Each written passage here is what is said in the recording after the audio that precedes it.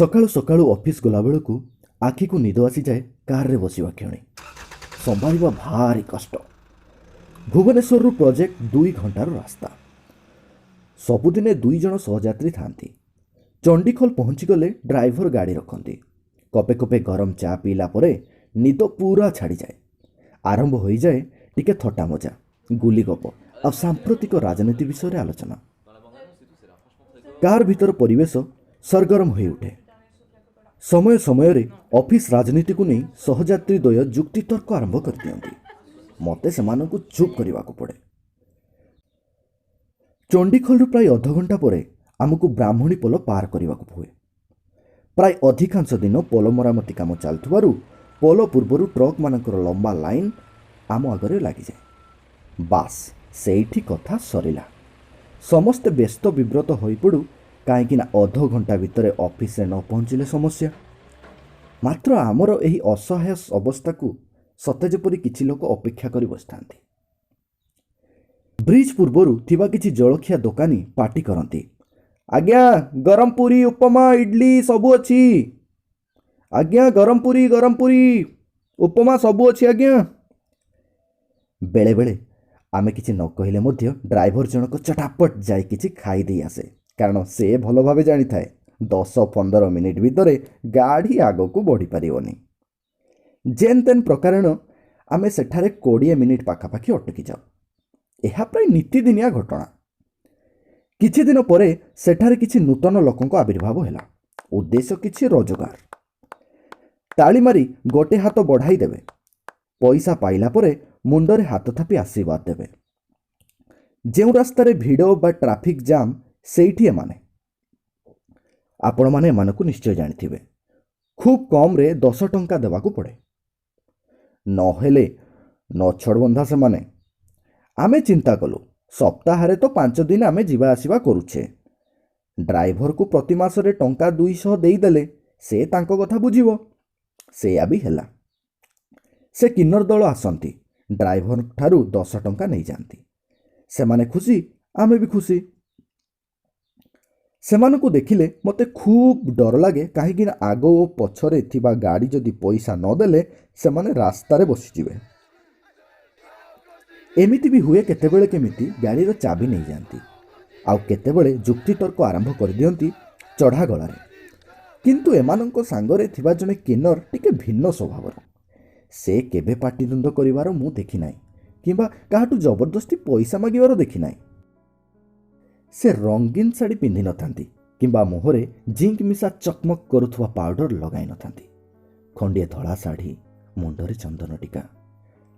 ଗାଡ଼ି ପାଖକୁ ଆସି ସେ କାହାର ହାତ ଧରନ୍ତିନି, ବରଂ 2 ହାତ ଯୋଡ଼ି କହନ୍ତି, ଆପଣମାନଙ୍କର ଦିନ ଶୁଭ ହେଉ। ଯାହା ବି ଡ୍ରାଇଭର ଦିଏ ସେ ଖୁସି ହେଇ ନେଇଯାଆନ୍ତି। ତାଙ୍କୁ ଦେଖି ମୋ ମନରେ ଅନେକ ପ୍ରଶ୍ନ ଉଦ୍ରେକ ହୁଏ। ଅନ୍ୟମାନଙ୍କ ଠାରୁ ଇଏ ଏମିତି ଅଲଗା ହେଲେ କିପରି? ବେଳେବେଳେ ତାଙ୍କ ମୁହଁରୁ ଠାକୁରଙ୍କ ଜଣାଣ ମଧ୍ୟ ବାହାରି ଆସେ। ସେ ଜଣାଣ ଭିତରେ ମୁଁ କିଛି ସମୟ ପାଇଁ ହଜିଯାଏ। ଅଫିସ୍ ବିଳମ୍ବ ହେବାର ଚିନ୍ତା କିଛି କ୍ଷଣ ପାଇଁ ମୋ ମନରୁ ଉଭେଇଯାଏ। ସେଦିନ ବ୍ରିଜ ପାଖରେ ପହଞ୍ଚିଲା ବେଳକୁ ରାସ୍ତା ଜାମ୍ ହୋଇସାରିଥାଏ। ପୋଲ ମଝିରେ ମରାମତି କାମ। ଅତି କମ୍ରେ ସରିବାକୁ ଘଣ୍ଟେ ଲାଗିବ।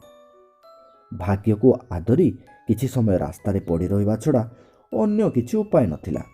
ଧୀରେ ଧୀରେ ଭୋକ ପ୍ରବଳ ହେବାକୁ ଲାଗିଲା। ତେଣୁ ସମସ୍ତେ ଯାଇ କିଛି ଚଟାପଟ ଖାଇନେଲୁ। ତାପରେ ଗାଡ଼ି ଭିତରେ ଆସି ଏସି ଚାଲୁ କରି ଭିତରେ ବସିଗଲୁ। 5-10 ମିନିଟ୍ ଭିତରେ ସମସ୍ତେ ଘୁଙ୍ଗୁଡ଼ି ମାରିବା ଆରମ୍ଭ କରିଦେଲେ। କିଛି ସମୟ ପରେ କୋଳାହଳରେ ଆମ ନିଦ ଭାଙ୍ଗିଗଲା। ଡ୍ରାଇଭର ସହ କିନ୍ନର ଦଳଙ୍କ ଯୁକ୍ତି। ଡ୍ରାଇଭରଙ୍କ ପାଖରେ ସେଦିନ କିଛି ଟଙ୍କା ନଥିଲା। ମୁଁ ସାଙ୍ଗେ ସାଙ୍ଗେ ଗାଡ଼ିରୁ ଓହ୍ଲାଇ ପଡ଼ିଲି। ପର୍ସ ଖୋଲିଲି। 10 ଟଙ୍କିଆ ଖଣ୍ଡେ ବି ନଥିଲା। 100 ଟଙ୍କିଆ ନୋଟ୍ ଖଣ୍ଡେ କାଢ଼ିଦେଲା ବେଳକୁ ହଠାତ୍ କିପରି ଚାଲି ଆସନ୍ତି ଧଳା ଶାଢ଼ୀ ପରିହିତା ସେ କିନ୍ନର। ଆରେ ଇଏ କୁଆଡ଼ୁ ଆସିଲେ? ତାଙ୍କୁ ଦେଖି ଅନ୍ୟ କିନ୍ନରମାନେ ଚୁପ୍ ହୋଇଗଲେ। ଆପଣମାନେ ତ ସବୁଦିନେ ଯିବା ଆସିବା କରୁଛନ୍ତି ଏ ରାସ୍ତାରେ। ଆଜି ନଦେଲେ କାଲିକି ଆଉ କେଉଁ ଦିନ ଦେଇଯିବେ। ଏଇଟା କ'ଣ ଗୋଟାଏ କଥା? ଯାଆନ୍ତୁ ଯାଆନ୍ତୁ, ଆଗ ଟ୍ରକ୍ ସବୁ ଚାଲିବା ଆରମ୍ଭ କଲେଣି। ଯାଆନ୍ତୁ, ଆପଣଙ୍କ ଅଫିସ୍ ଡେରି ହେଇଯିବ। ଭଗବାନ ଆପଣ ସମସ୍ତଙ୍କୁ ମଙ୍ଗଳ କରନ୍ତୁ। ଭଗବାନଙ୍କୁ ଅଶେଷ କୃତଜ୍ଞତା ଜଣାଇଲି। କ'ଣ ହେଇଥାନ୍ତା ଆମ ଅବସ୍ଥା ଯଦି ସେ କିନ୍ନର ଜଣକ ଆସିନଥାନ୍ତେ। ଆମ ଡ୍ରାଇଭର କହିଲେ, ଇଏ ଯିଏ ଆସିଥିଲେ ତାଙ୍କ ନାଁ ରାଧାରାଣୀ, ସୁବିଧା ଅସୁବିଧାରେ ଛିଡ଼ା ହେବା ଲୋକ। ମୁଁ ଇଏ ରାସ୍ତାରେ ଦୀର୍ଘ 8 ବର୍ଷ ହେଲା ଯିବା ଆସିବା କରୁଛି। ଇଏ ପ୍ରାୟ ଏଠାରେ ଥାଆନ୍ତି, ମାତ୍ର ଇଏ କିନ୍ନର ଦଳ ଏବେ ଏଠାକୁ ଆସିଛନ୍ତି ପାଣିଗୋଇଲି ଟୋଲ୍ ଗେଟ୍ରୁ। ପୋଲିସ ସେମାନଙ୍କୁ ସେଠାରୁ ଘଉଡ଼ାଇ ଦେଲା। ରାଧାରାଣୀଙ୍କୁ ଖାଲି ସେମାନେ ନୁହନ୍ତି, ଏଇଠି ସମସ୍ତେ ତାଙ୍କୁ ମାନନ୍ତି। ସେ ଥିଲା ମାନେ କିଛି ଅସୁବିଧା ହେବନି। ଦେଖିଲେ ନା, ତାଙ୍କୁ ଦେଖି ସମସ୍ତେ କେମିତି ଚୁପ୍ ହେଇଗଲେ। ଡ୍ରାଇଭରଙ୍କ କଥା ଶୁଣି ମନେ ମନେ ଭାବିଲି, ରାଧାରାଣୀ ନିଶ୍ଚିତ ଭାବେ ସମସ୍ତଙ୍କ ଠାରୁ ଅଲଗା। ମାତ୍ର ଗୋଟିଏ କଥା ମୁଁ ବୁଝିପାରୁନଥାଏ। ସେ କଥାଟି ହେଲା, ରାଧାରାଣୀକୁ ସମସ୍ତେ କାହିଁକି ମାନନ୍ତି? ଏ ପ୍ରଶ୍ନଟି ମୋ ମନରେ ସବୁବେଳେ, ବିଶେଷ କରି ବ୍ରାହ୍ମଣୀ ବ୍ରିଜ ପାଖରେ ପହଞ୍ଚିଲେ ଉଙ୍କି ମାରେ। ତାର ଉତ୍ତର କାହାଠାରୁ ପାଇବି? ଏମିତି ଯିବା ଆସିବା ଭିତରେ କିଛି ଦିନ ରାଧାରାଣୀଙ୍କୁ ଆମେ ଦେଖିଲୁ ନାହିଁ। ଅବଶ୍ୟ କିନ୍ନରମାନେ ବି ଆମକୁ ଆଉ ହଇରାଣ କରୁନଥିଲେ। ମୁଁ ଡ୍ରାଇଭର ବିଜୟଙ୍କୁ ପଚାରିଲି, ରାଧାରାଣୀ ଗଲେ କୁଆଡ଼େ? 5-6 ଦିନ ହେଲା ଦେଖା ନାହିଁ। ସାର୍, ଏମାନଙ୍କୁ ପଚାରିଲେ କହିବେ, ହେଇ ତ ସେମାନେ ଏଆଡ଼ୁ ଆସୁଛନ୍ତି, ପଚାର। ସେମାନଙ୍କ ଠାରୁ ଜାଣିବାକୁ ପାଇଲି ଯେ ରାଧାରାଣୀ ପାଖ ଗାଁକୁ ଯାଇଛନ୍ତି। ସେଠାରେ ଅଷ୍ଟପ୍ରହରୀ ହେଉଛି। କିଛି ଗରିବ ବ୍ରାହ୍ମଣ ପିଲାଙ୍କର ବ୍ରତପନୟନ ବି ହେବ। ରାଧାରାଣୀ ସେମାନଙ୍କ ବ୍ରତ କାର୍ଯ୍ୟର ସମସ୍ତ ବହନ କରୁଛନ୍ତି ତାଙ୍କର ସଞ୍ଚିତ ଅର୍ଥରୁ। ସେ ସେଠାରେ ରହି ପ୍ରତିଦିନ ସନ୍ଧ୍ୟାରେ ଭଜନ କୀର୍ତ୍ତନ କରୁଛନ୍ତି। ରାଧାରାଣୀ ଅନନ୍ୟ ଚରିତ୍ରଟିଏ। ତାଙ୍କ ବିଷୟରେ ଆହୁରି ଆହୁରି ଜାଣିବା ପାଇଁ ମୋର ଉତ୍ସୁକତା ବଢ଼ି ବଢ଼ି ଯାଉଥାଏ। ସେଦିନ ଆମ ପାଖରେ ଯଥେଷ୍ଟ ସମୟ ଥାଏ। ମନେ ମନେ ମୁଁ ରାଧାରାଣୀଙ୍କୁ ଖୋଜୁଥାଏ। ଭେଟ ହେଲେ ରାଧାରାଣୀଙ୍କ ସାଙ୍ଗରେ 2 ପଦ କଥା ହେବାକୁ ଖୁବ୍ ଇଚ୍ଛା ହେଉଥାଏ। ହଠାତ୍ ଆମ ଗାଡ଼ି ପାଖ ଦେଇ କିନ୍ନରଟିଏ ଚାଲିଗଲା। ରାଧାରାଣୀଙ୍କ ବିଷୟରେ ତାଙ୍କୁ ପଚାରିବି ଭାବି ଡାକିଦେଲି, ଟିକେ ଶୁଣିବେ? ସେ ଫେରି ଚାହିଁଲେ ଏବଂ ପଚାରିଲେ, ମୋତେ ଡାକିଲେ? ସେ ହିଁ ରାଧାରାଣୀ ଥିଲେ। ହଁ, ମୁଁ ଖୁବ୍ ଖୁସି ହେଇଗଲି। ରାଧାରାଣୀ, ଗୋଟେ କଥା ପଚାରିବି? କି କଥା କହୁଛନ୍ତି ଆପଣ? ଏ ରାଧାଟା କେତେକର ମଣିଷ ଯେ ଆପଣ ଏତେ ବଡ଼ ଲୋକ ହୋଇ ତାକୁ ଅନୁମତି ମାଗୁଛନ୍ତି? ପଚାରୁନାହାନ୍ତି, କ'ଣ ପଚାରିବେ? ରାଧାରାଣୀ, ତୁମ ଘର କେଉଁଠି? ତୁମ ବାପା ମା ଘର ପରିବାର ବିଷୟରେ କିଛି କହିବ? କ'ଣ କହିବି ବାବୁ, କେଉଁଠୁ ଆରମ୍ଭ କରିବି? ହଠାତ୍ ମୋର ଠିକଣା ହଜିଗଲା। ଯେଉଁଦିନ ମୋତେ ମୋ ଘର ଲୋକେ ଘରୁ ବାହାର କରିଦେଲେ ଲୋକଲଜ୍ଜାରୁ ରକ୍ଷା ପାଇବା ପାଇଁ। ସେତେବେଳେ ମୁଁ 8ମ ଶ୍ରେଣୀରେ ପଢ଼ୁଥାଏ। 8ମ ଶ୍ରେଣୀର ରାଧାମୋହନ ଅଗତ୍ୟା ରାଧା ହେଇଗଲା। ଗୁରୁଙ୍କ ଠାରୁ ଦୀକ୍ଷା ନେଇ ମୁଁ ମୋ ଅତୀତକୁ ବିଦାୟ ଦେଲି ସିନା, ବାପା ମା ସବୁବେଳେ ମୋତେ ଝୁରି ହେଉଛନ୍ତି। ଭାଇ ଭଉଣୀମାନେ ବଡ଼ ହୋଇ ତାଙ୍କ ରାସ୍ତା ଧରିଲେ। ବୁଢ଼ା ବୁଢ଼ୀ 2ଟା କଥା କେହି ଆଉ ବୁଝିଲେନି। ମୁଁ ତାଙ୍କ ଦୁଃଖ କେମିତି ସହିଥାନ୍ତି ବାବୁ। ସପ୍ତାହରେ ଥରେ ରାତିରେ ଲୁଚି ଲୁଚି ଘରକୁ ଯାଏ। ସେମାନଙ୍କ ପାଇଁ ସଞ୍ଚୟ କରିଥିବା ପଇସା ଦେଇ ଆସେ। ନିଜ ରକ୍ତର ଭଉଣୀମାନେ ମୋତେ ଦେଖିଲେ ଧୁର ଧୁର ମାର କରନ୍ତି। ହାଡ଼ଭେଦୀ କଥାରେ ତାଙ୍କର ମୋ ଆଖିରୁ ଲୁହ ବୋହିଯାଏ। ସେମାନଙ୍କ ପାଇଁ ସେ ଲୁହର କିଛି ମାନେ ନଥାଏ। ଗୋଟିଏ ବୋଲି ଭାଇ ଭୁବନେଶ୍ୱରରେ ଚାକିରି କରୁଛି। କେବେ କେମିତି ଘରକୁ ଆସେ, ମାତ୍ର ସେ ବାପା ମା କଥା ମୁଣ୍ଡରେ ନିଏନି। ବାଟଘାଟରେ କଦବା ଯଦି ସେ ମୋତେ ଦେଖେ, ନ ଦେଖିଲା ପରି ବାଟ ଭାଙ୍ଗି ମୁହଁ ବୁଲେଇ ଚାଲିଯାଏ। ଏମିତି ଦୁଃଖର ବୋଝ ବୋହି ଚାଲିଥାଏ ମୁଁ। ଉପରେ ଉପରେ ହସେ, ବଞ୍ଚିବା ପାଇଁ, ମୋ ସମାଜରେ ଜଣେ ହେବାକୁ। ରାଧାରାଣୀଙ୍କ ମୁହଁକୁ ମୁଁ ନିର୍ବାକ ହୋଇ ଚାହିଁ ରହିଥାଏ। କହିବା ପାଇଁ କିଛି ଶବ୍ଦ ମୋ ପାଖରେ ନଥିଲା। ସେଦିନ ମୁଁ ପ୍ରଥମ ଥର ପାଇଁ ତାଙ୍କ ଆଖିରୁ ଲୁହ ଦେଖିଲି। ରାଧାରାଣୀ ସେ ଲୁହକୁ ଲୁଚାଇବାକୁ ଖୁବ୍ ଚେଷ୍ଟା କରୁଥାନ୍ତି। 2-2.5 ମାସ ପରେ ବ୍ରିଜ କାମ ସରିଯାଇଥାଏ। ଟ୍ରାଫିକ୍ ଭିଡ଼ର ସମ୍ଭାବନା ନଥିଲା କି ଆମେ ସେଠାରେ ଅଟକିବାର କିଛି କାରଣ ନଥିଲା। ମାତ୍ର ସେ ଜାଗାରେ ପହଞ୍ଚିଲେ ରାଧାରାଣୀ କଥା ମନେ ପଡ଼େ। ମନେ ପଡ଼େ ତାଙ୍କର ଦଦର ଭରା ଜୀବନ କଥା, ସମାଜ ଓ ପରିବାର ଦ୍ୱାରା ପରିତ୍ୟକ୍ତା ହେଇଯିବାର ଅବ୍ୟକ୍ତ ଯନ୍ତ୍ରଣାର କଥା। ବର୍ଷକ ପରେ ସକାଳୁ ସକାଳୁ ଖବରକାଗଜ ପଢ଼ୁ ପଢ଼ୁ ମୋ ଆଖି ହଠାତ୍ ଅଟକିଗଲା କିନ୍ନରଙ୍କ ମହାନତା ଶୀର୍ଷକ ପାଖରେ। ସମ୍ବାଦଟି ଏହିପରି, କିନ୍ନରମାନଙ୍କୁ ସମାଜ କେବେ ଭଲ ଆଖିରେ ଦେଖିନାହିଁ। ଥଟ୍ଟା ପରିହାସ ଘୃଣା ଛଡ଼ା ଏ ସମାଜ ସେମାନଙ୍କୁ କିଛି ଦେଇନାହିଁ। ମାତ୍ର ଜଣେ କିନ୍ନରଙ୍କ ଅପୂର୍ବ ତ୍ୟାଗ ଓ ସେବା ଭାବ ତାଙ୍କ ମହାନତା ସମସ୍ତଙ୍କୁ ଚକିତ କରିଛି। ଘଟଣାରୁ ପ୍ରକାଶ ଯେ ରାଧା ନାମୀ ଜଣେ କିନ୍ନରଙ୍କ ପାଇଁ ଜଣେ ବାଳକ ମୃତ୍ୟୁମୁଖରୁ ବର୍ତ୍ତି ଯାଇଛି। ବାଳକଟି ଗୋଟିଏ ସ୍କୁଟିରେ ସ୍କୁଲକୁ ଯିବା ସମୟରେ ପଛପଟୁ ଏକ କାର୍ ତାଙ୍କୁ ଧକ୍କା ଦେଇଥିଲା। ପିଲାଟି ସ୍କୁଟରରୁ ଛିଡ଼ିକି ରାସ୍ତା ଉପରେ ପଡ଼ିଯାଇଥିଲା। ଭୀଷଣ ରକ୍ତସ୍ରାବ ଯୋଗୁଁ ସେ ଅଚେତ ହୋଇଯାଇଥିଲା। କିନ୍ନର ଜଣକ କାହାକୁ ଅପେକ୍ଷା ନ କରି ପିଲାଟିକୁ ଗୋଟିଏ ଅଟୋରେ ନିକଟସ୍ଥ ଏକ ଡାକ୍ତରଖାନାରେ ଭର୍ତ୍ତି କଲେ। ଅଦ୍ଭୁତ ଭାବେ କିନ୍ନରଙ୍କ ରକ୍ତ ପିଲାଟିର ରକ୍ତ ସାଙ୍ଗେ ମେଳ ଖାଇଯାଇଥିଲା। ମୁଁ ଭାବିଲି, କିନ୍ନର ରାଧା, ସେ ରାଧାରାଣୀ ନୁହନ୍ତି ତ?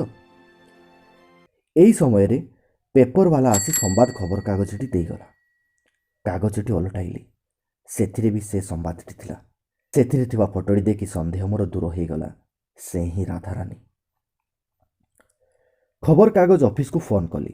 ଜାଣିବାକୁ ପାଇଲି ଯେ ରକ୍ତଦାନ ପରେ ପରେ ସେ ଅସୁସ୍ଥ ହୋଇ ବିଶ୍ରାମ ନେଉଛନ୍ତି। ତାଙ୍କ ଠିକଣାଟି ସଂଗ୍ରହ କଲି। ରାଧାରାଣୀଙ୍କୁ ଦେଖା କରିବା ପାଇଁ ମନସ୍ଥ କଲି। ତା ପରଦିନ ପଚାରି ପଚାରି ଯାଇ ପହଞ୍ଚିଲି ବାରଙ୍ଗ ପାଖ ବାଲି ସାହିରେ। ଲୋକେ ମୋତେ କେମିତି କେମିତି ଆଖିରେ ଚାହୁଁଥାନ୍ତି, କାହିଁକି ନା ମୁଁ ଯାଉଥିଲି କିନ୍ନର ବସ୍ତିକୁ। ମୋତେ ଦେଖି ରାଧାରାଣୀ ନିଜ ଆଖିକୁ ବିଶ୍ୱାସ କରିପାରିଲେନି। କିଛି ସମୟ ପାଇଁ ତାଙ୍କ ଅସୁସ୍ଥତା କୁଆଡ଼େ ଉଭେଇଗଲା। ଆପଣ? ରାଧାରାଣୀ ପଚାରିଲେ। ଆଖିରେ ତାଙ୍କର ଭରି ରହିଥିଲା ଅନେକ ବିସ୍ମୟ, ଅନେକ ଆନନ୍ଦ। ଖବରଟି ପଢ଼ି ମୁଁ ନ ଆସି ରହିପାରିଲିନି। ତୁମକୁ ବହୁତ ଅଭିନନ୍ଦନ, ବହୁତ ବହୁତ ଭଲ ପାଇବା। ସେ ଏଥର ଲୁହକୁ ତାଙ୍କର ଲୁଚାଇବାକୁ ଚେଷ୍ଟା କରୁନଥିଲେ। ହଠାତ୍ ଏହି ସମୟରେ ଜଣେ ଯୁବକ କାନ୍ଦି କାନ୍ଦି ଆସି ରାଧାରାଣୀଙ୍କ ଗୋଡ଼ ତଳେ ପଡ଼ିଗଲା। ମୁଁ କିଛି ବୁଝିପାରୁନଥାଏ। ରାଧାରାଣୀ ତାକୁ ଉଠାଇ କହିଲେ, କ'ଣ ହେଲା ଅଜୁ? ଏମିତି କାନ୍ଦୁଛୁ କାହିଁକି? ବାପା ମା ସମସ୍ତେ ଭଲ ଅଛନ୍ତି ନାନୀ? ମୋତେ ତୁ ଆଗ 2 ଚାପୁଡ଼ା ମାର। ମୁଁ ତ କ୍ଷମାର ଯୋଗ୍ୟ ନୁହେଁ। ଆରେ ଏମିତି କ'ଣ କହୁଛୁ? କ'ଣ ହେଇଛି? ଯାହାକୁ ତୁ ରକ୍ତ ଦେଇ ବଞ୍ଚାଇଲୁ ସେ ଅଧମର ପୁଅ। ତୁ ତା ଜୀବନ ବଞ୍ଚାଇଲୁ ନାହିଁ, ଯେ ଆମ ବଂଶକୁ ବଞ୍ଚାଇ ଦେଇଛୁ। ନାନୀ, ମୁଁ ମୋ ଭୁଲ ବୁଝିପାରିଛି। ତୁ ଚାଲ, ମୋ ସାଙ୍ଗରେ ମୋ ପାଖରେ ରହିବୁ। ନା, ଥରେ ଏ ବସ୍ତିର ବାସିନ୍ଦା ହୋଇଗଲେ ଆଉ ଫେରି ହୁଏ ନା। ମୋତେ କିନ୍ନରଟିଏ ହୋଇ ବଞ୍ଚି ରହିବାକୁ ଦେ। ଯଦି ଋଣ ପରିଶୋଧ କରିବାକୁ ଚାହୁଁଛୁ, ଯା, ବୁଢ଼ା ବାପା ଆଉ ମା ବୁଢ଼ୀର ଯତ୍ନ ନେବୁ। ଯା, ମୋ ଭାଇଟା ପରା। ମୁଁ ଫେରିବାକୁ ଚାହିଁଲି। କିଛି ଟଙ୍କା ଆଉ ଫଳ ପ୍ୟାକେଟ୍ ରାଧାରାଣୀଙ୍କ ହାତକୁ ବଢ଼ାଇ ଦେଇ କହିଲି, ରାଧାରାଣୀ, ମୁଁ ଆସୁଛି ଏବେ। ଆପଣ ଆସି ମୋ ଦୁଆରେ ପାଦ ଦେଲେ ନାହିଁ ଯେ ମୋ ଜନ୍ମ ଜନ୍ମର ପାପରୁ ମୋତେ ଉଦ୍ଧାର କରିଦେଲେ। କ'ଣ କହି ଆପଣଙ୍କୁ ଧନ୍ୟବାଦ ଦେବି? ରାଧାରାଣୀଙ୍କ ଆଖିରେ ଘନୀଭୂତ ଲୁହ ତରଳି ଧାର ଧାର ହୋଇ ବହିବାକୁ ଲାଗିଲା। ଆସିଲା ବେଳକୁ ମୋ ମନ ଭିତରେ ଯେଉଁ ପ୍ରଶ୍ନ ବାରମ୍ବାର ଉଙ୍କି ମାରି ମୋ ଠାରୁ ଉତ୍ତର ଦାବି କରୁଥିଲା, ସେ ପ୍ରଶ୍ନଟି ଥିଲା, ରାଧାମୋହନ ରାଧାରାଣୀ ହେବା ପାଇଁ କ'ଣ ରାଧାରାଣୀ ଦାୟୀ? ଆପଣ ଶୁଣୁଥିଲେ ରାଧାରାଣୀ 2021ରେ କଥା ଓଡ଼ିଆ ଗଳ୍ପର ନବଜାତକରେ ପ୍ରକାଶିତ ଏହି ସୁନ୍ଦର ଗଳ୍ପ, ଯାହାକୁ ରଚନା କରିଥିଲେ ଡାକ୍ତର ଦେବବ୍ରତ ଦାସ ଏବଂ ପ୍ରସ୍ତୁତ କରୁଥିଲି ମୁଁ ରାଜେନ୍ଦ୍ର ମିଶ୍ର। ଯଦି ଆପଣଙ୍କୁ ଭଲ ଲାଗିଥିବ ଆପଣ ଲାଇକ୍, ସେୟାର ଆଉ ସବସ୍କ୍ରାଇବ୍ କରିବାକୁ ଜମା ଭୁଲିବେନି। ଧନ୍ୟବାଦ।